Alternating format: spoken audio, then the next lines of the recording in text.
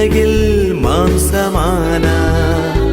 பாவங்கள் மன்னித்து போக்க சிலுவையில் மரித்து உயிர்த்தார். வார்த்தையாம் இயேசு தேவன் இவ்வுலகில் மாம்சமானார். பாவங்கள் மன்னித்து போக்க சிலுவையில் மரித்து உயிர்த்தார்.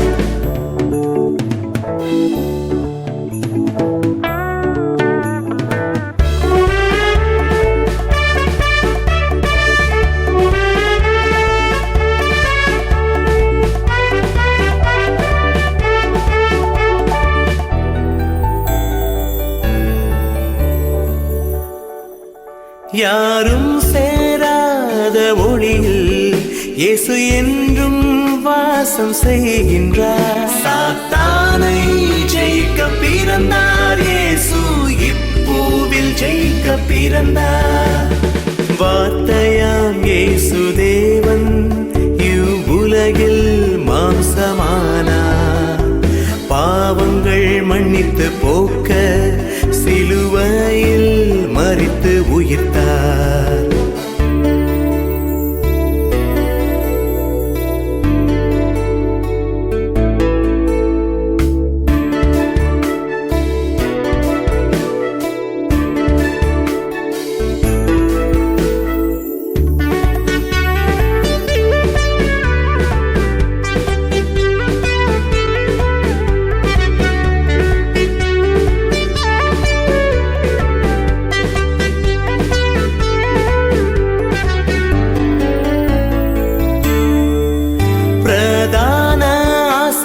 இயேசு பரிந்து பேச பூமி வந்தார்.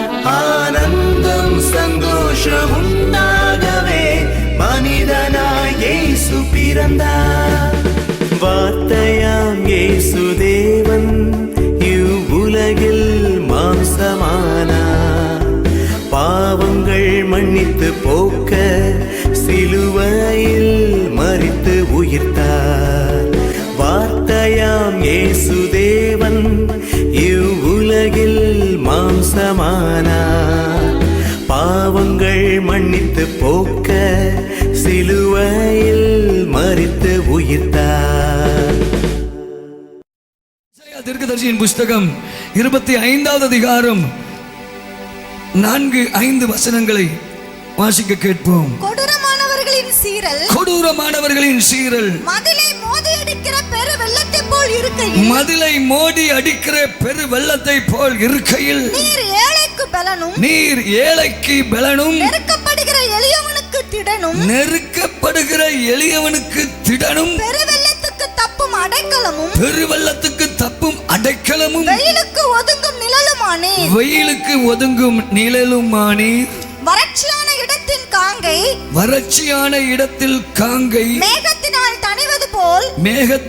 தணிவது போல் அந்நியரின் மும்முரத்தை தணிய பண்ணுவீர். மேகத்தின் நிழலினால் வெயில் தணிகிறது போல் பலவந்தரின் ஆரவாரம் தணியும். 3 காரியங்களை குறித்து ஆண்டவர் இந்த இடத்துல பேசுகிறார். ஒன்று, கொடூரமானவர்களின் சீரலை குறித்து பேசுகிறார். 2வது, அந்நியரின் மும்முரத்தை குறித்து பேசுகிறார். 3வது, பலவந்தரின் ஆரவாரத்தை குறித்து பேசுகிறார். 3 காரியங்கள். 3 கூட்டத்தார்: கொடூரமானவர்கள், 2வது அந்நியர்கள், 3வது பலவந்தர்கள். இந்த 3 கூட்டத்தாரையும் தேவ ஜனங்கள் சந்தித்தே ஆக வேண்டும். இப்படிப்பட்ட ஜனங்களோடு நமக்கு போராட்டம் உண்டு. கொடூரமானவர்களோடு இருக்கிற போராட்டம்.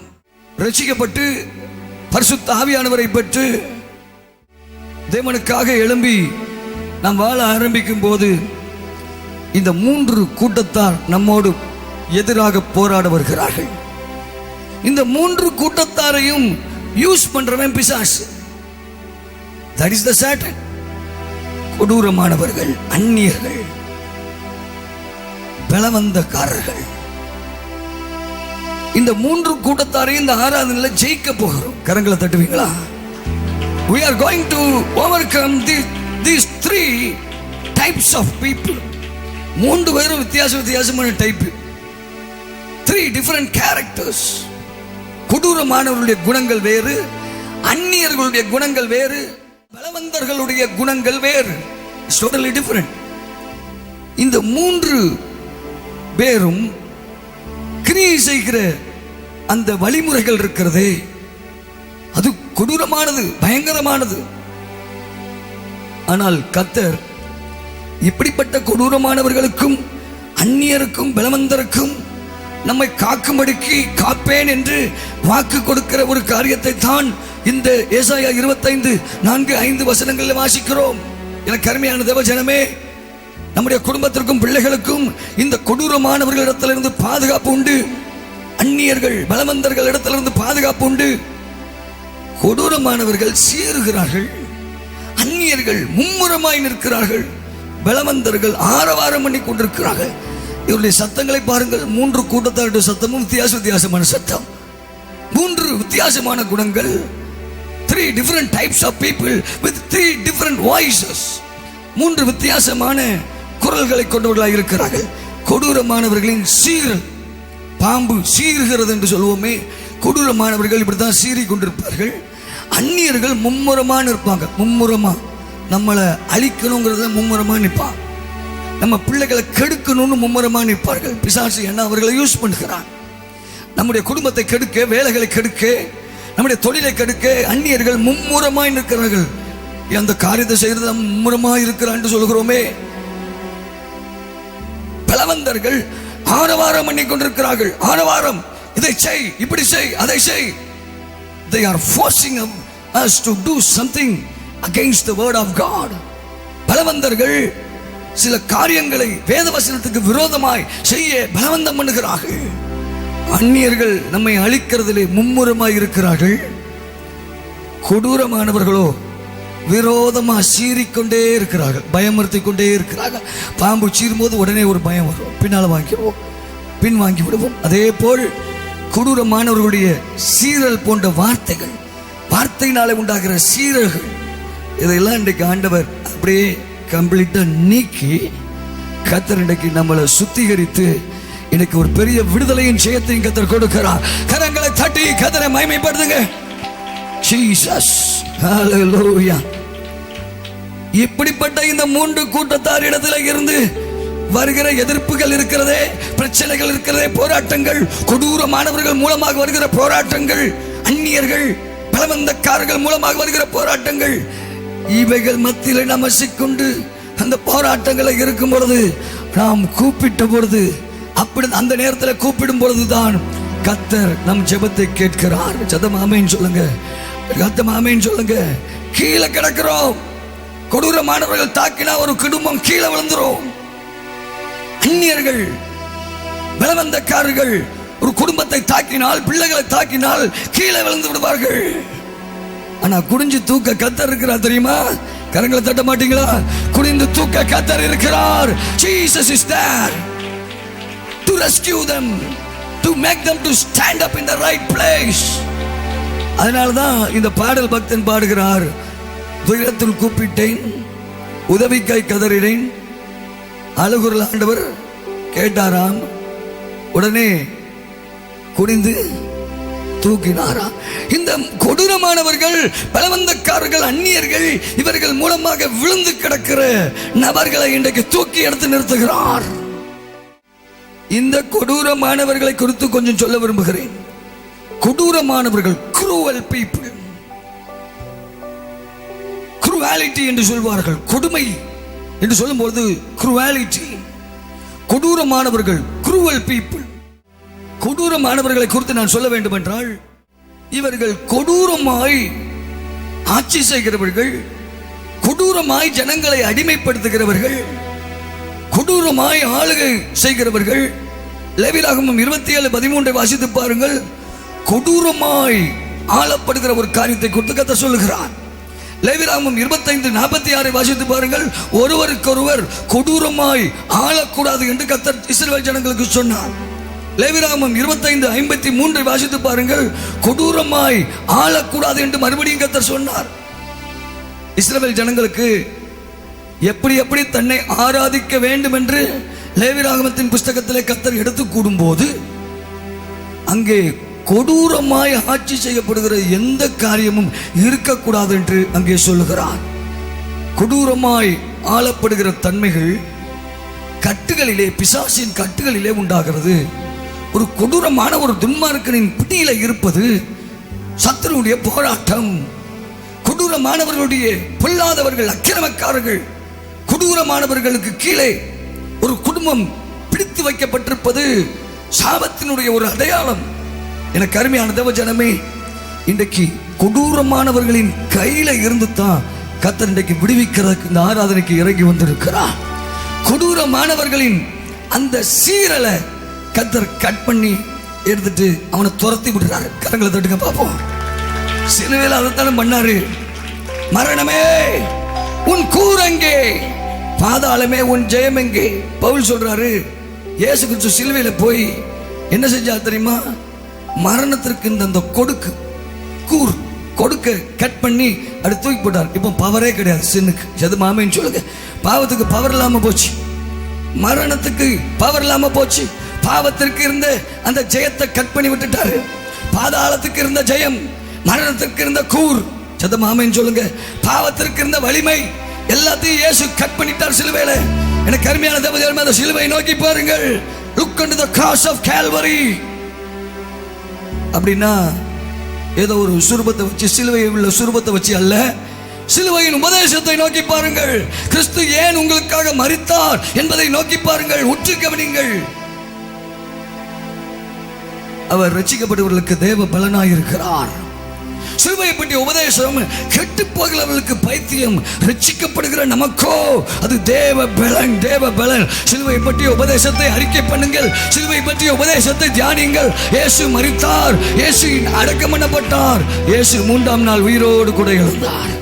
இயேசு எனக்காக பாடுபட்டார், இயேசு எனக்காக சிலுவையில் மரித்தார், இயேசு எனக்காக ரத்தம் சிந்தினார், இயேசு எனக்காக அடக்கம் பண்ணப்பட்டார், இயேசு எனக்காக 3ஆம் நாள் உயிரோடு எழுந்தார். சிலுவை பற்றிய உபதேசத்தை குறித்த ஒரு நல்ல வெளிப்பாடு உண்டாவதாக. சிலுவை பற்றிய உபதேசத்தை தியானிக்க தியானிக்க இப்படிப்பட்ட கொடூரமானவர்களின் பிடியில இருந்து நாம் தப்புவிக்கப்படுகிறோம், தப்புவிக்கப்படுகிறோம். எனக்கு அருமையான தேவ ஜனமே, யோபுவின் புஸ்தகம் 27வது அதிகாரம் 13ஆம் வசனத்திலே வாசிக்கலாம். யோபு 27:13. பொல்லாத மனுஷனுக்கும் தேவனிடத்தில் வருகிற பங்கும் கொடூரக்காரர் சர்வ வல்லவரால் அடைகிற சுதந்திரமும் என்னவெனில், கொடூரக்காரர் சர்வ வல்லவரால் அடைகிற சுதந்திரம் என்னவெனில். கவனிங்க, கொடூரமானவர்களை நம்மை விட்டு தூரப்படுத்துகிறார். இந்த கொடூரமானவர்களுக்கு கிடைக்கிற சுதந்திரம் என்ன, அவனுக்கு என்னென்னலாம் நடக்கணும் ஒரு பெரிய பட்டியலை யோபு தன்னுடைய பிரசங்க வாக்கியத்திலே கூறுகிறார். பில்தாத் என்ற யோபனுடைய நண்பன் சில காரியங்களை குறித்து யோபினிடத்தில் பேசின போது அதற்கு மறுமொழியாய் யோபு சில பிரசங்க வார்த்தைகளை கூறுகிறான். அந்த வார்த்தைகளை கூறும் பொழுதுதான் இந்த வசனத்தை கூறுகிறான். கொடூரக்காரர் சர்வ வல்லவரால் அடைகிற சுதந்திரம் என்னவெனில் சொல்லி அங்கே கீழே பட்டியலிடப்பட்டிருக்கிறது.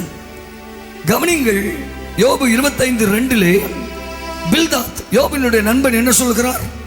யோபு 25:2, அதிகாரமும் பயங்கரமும் அவரிடத்தில் இருக்கிறது, அவர் தமது உன்னதமான ஸ்தலங்களில் சமாதானத்தை உண்டாக்குகிறார். பில்தாத் என்ற யோபனுடைய நண்பன் தன்னுடைய வார்த்தைகளை பேசும்பொழுது சொல்லுகிறான், ஒரு வெளிப்பாட்டு அறிவோடு சொல்லுகிறான், அதிகாரமும் பயங்கரமும் அவரிடத்தில் இருக்கிறது. கொடூரமானவன் இடத்துல தான் பெரிய அதிகாரம் இருக்குன்னு நினைக்க வேண்டாம். கொடூரமானவனிடத்துல தான் எல்லா கேப்பபிலிட்டிஸும். அவன் தான் தந்திரமா செயல்படுகிறான், அவன் தான் வஞ்சகமா செயல்படுகிறான், அவன் தான் குடும்பங்களை அழிக்கிறான் என்று சொல்லி அவன் பொல்லா மேன்மை பாராட்டி கொண்டிருக்கிறான் என்று சொல்லி அவனை குறித்து என்ன வேண்டாம், சர்வ வல்லவரிடத்தில் அதிகாரமும் பயங்கரமும் இருக்கிறது. நாம் ஆராதிக்கிற தேவன் கொடூரமானவர்களை காட்டிலும் பெரியவர். சத்தமாமேன்னு சொல்லுவோமா? கொடூரமானவர்கள் கருத்துல ஒரு அதிகாரம் இருப்பது போல, எதிர்மறையான ஒரு அதிகாரம் இருப்பது போல இருந்தாலும் அவன் சில பயங்கரமான கிரியைகளை குடும்பத்துக்கு விரோதமாக பண்ணினாலும் அதை கர்த்தர் அழித்து உன்னதமான ஸ்தலங்களில் அவர் சமாதானத்தை உண்டாக்குகிறார். He creates the peace. உயரமான ஸ்தலங்களில் இன்னைக்கு ஒரு பெரிய ஆசீர்வாதம் என்ன தெரியுமா?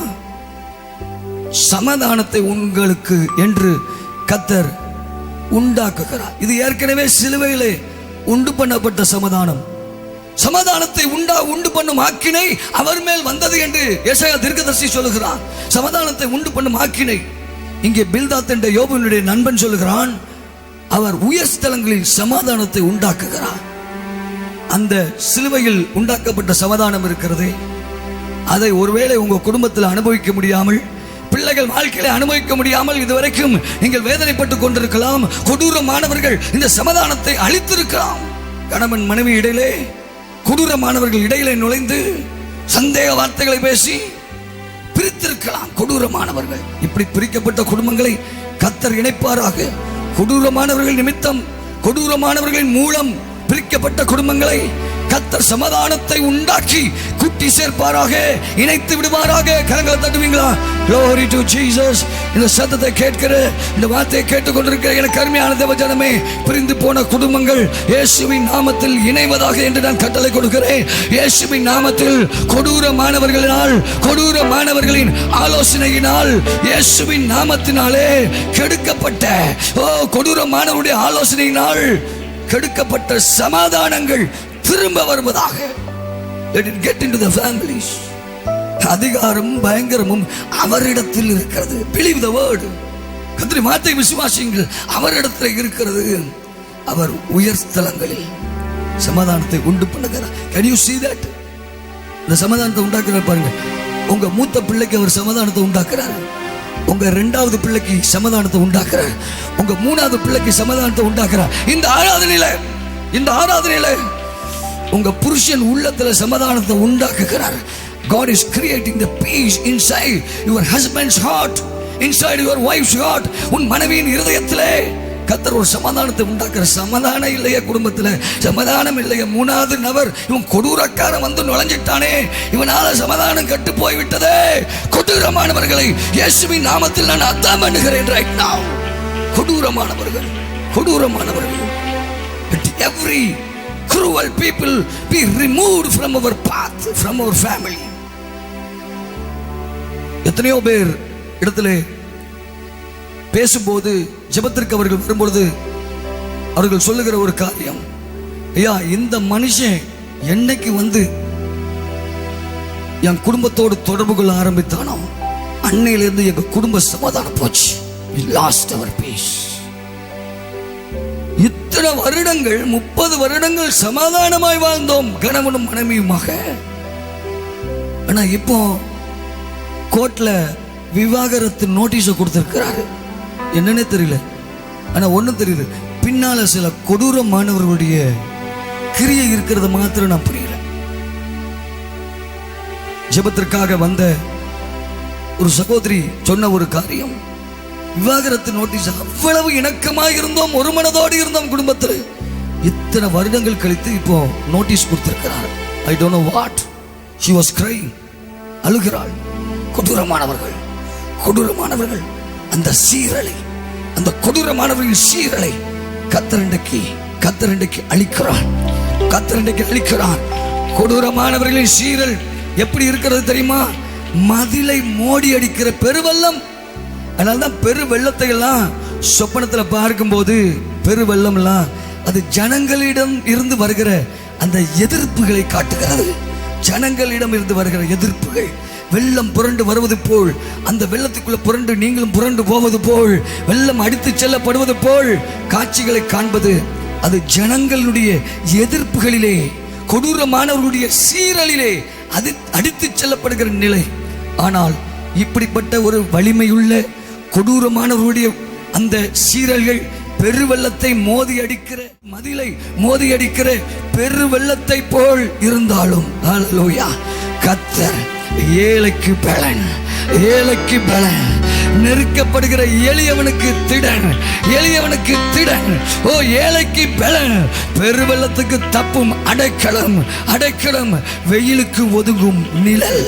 4 வார்த்தைகள். இந்த ஆராதனையில் கர்த்தர் எப்படி வெளிப்படுகிறார் தெரியுமா? பலனாக வெளிப்படுகிறார். நம்பர் 2 திடனாக வெளிப்படுகிறார். நம்பர் 3 அடைக்கலமாக வெளிப்படுகிறார். நம்பர் 4 நிழலாக வெளிப்படுகிறார். நல்ல கவனிங்க. உங்க வாழ்க்கையை பார்க்க முடியுதா இப்போ அப்படின்னு சொல்லுங்க. உங்க மனதின் மேல ஒரு நிழல் வருது பாருங்க. ஒரு வெட்ட வெளிச்சத்துல வெயில்ல போய் நின்று ரொம்ப நேரம் நின்னதுனால சூடு ஏறி வெயில விட்டுட்டு, வெயில் சூழ்நிலை விட்டுட்டு ஒரு நிழலுக்கு வரணும்னு துடிப்போமே. அப்படி கொடூரமானவரின் சீரல்கள் அகப்பட்டு மதில்கள் பெருவெள்ளத்தை போல் மோதி அடிக்கப்பட்டு இவர்களால் உண்டான பிரச்சனைகள், குரூவல் பீப்புள், கொடூரமானவர்கள் என்ன வேணாலும் செய்வான், கொலை பண்ணுவாங்க, அதுக்கு ரெடியா இருக்கிறாங்க. இப்படிப்பட்ட கொலைகாரர்கள், கொடூரமானவர்கள் இவர்கள் கையில இருந்து நம்மளை பாதுகாக்கிறதற்கு கர்த்தர் ஒரு நிழலா வருகிறார். ஆமென் சொல்லுங்க.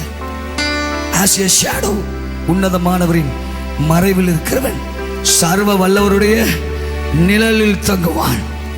அடைக்கலம், அடைக்கலம், திடன், திடன், ஏழைக்கு பலன். எனக்கு அருமையான தேவஜனமே, கர்த்தரை பிடித்துக் கொள்ளுங்க. கொடூரமானவற்றிலிருந்து நீங்க தப்பணும் அப்படின்னா பேசி ஜெயிக்க முடியாது, கோர்ட்ல கேஸ் போட்டு ஜெயிக்க முடியாது. கொடூரமானவர்களிடத்தில் இருந்து நாம் விடுதலை பெறுவதற்கு ஒரே வழி இயேசு. கர்த்தர், கர்த்தரை விசுவாசிக்கும் பொழுது அவர் பலனாகவும் திடனாகவும் அடைக்கலமாகவும் நமக்கு நிழலாகவும் அவர் வந்து காணப்பட்டு நம்மளை அந்த பிடியிலிருந்து விடுவிக்கிறார். கொடூரமானவர்களுடைய பிடியிலிருந்து கர்த்தர் தூக்கி எடுக்கிறார். அவர் சமாதானத்தை உண்டாக்குகிறார். கொடூரமானவர்களினாலே உங்களுடைய சமாதானம் கெட்டு போய் நீங்க வந்திருக்கலாம். இன்றைக்கு உங்களுடைய பிள்ளைகள் கொடூரமானவர்களுடைய நண்பர்களுடன் தொடர்பு வைத்ததுனால, கொடூரமானவர்களோடு கூட உங்க பிள்ளைகளுக்கு தொடர்பு ஏற்பட்டதுனால உங்க சமாதானம் சீர்குலைக்கப்பட்டு, உங்க பிள்ளைகளுடைய சமாதானம் சீர்குலைக்கப்பட்டு சமாதானத்தையே பிசாசு திருடிட்டு போயிருக்கலாம். இன்றைக்கு அந்த கொடூரமானவர்களோடு உள்ள அந்த உங்க பிள்ளைகளுக்கு இருக்கிற அந்த தொடர்பை கர்த்தர் தன்னுடைய இரத்தத்தினாலே ஹல்லேலூயா கட் பண்ணி கட் பண்ணி கட் பண்ணி உங்களுக்கு ஒரு விடுதலை கொண்டு வருகிறார். அந்நிய பாஷை பேசி பெற்றுக்கொள்ளுங்க. கரங்களை தட்டி அந்நிய பாஷை பேசி பெற்றுக்கொள்ளுங்க.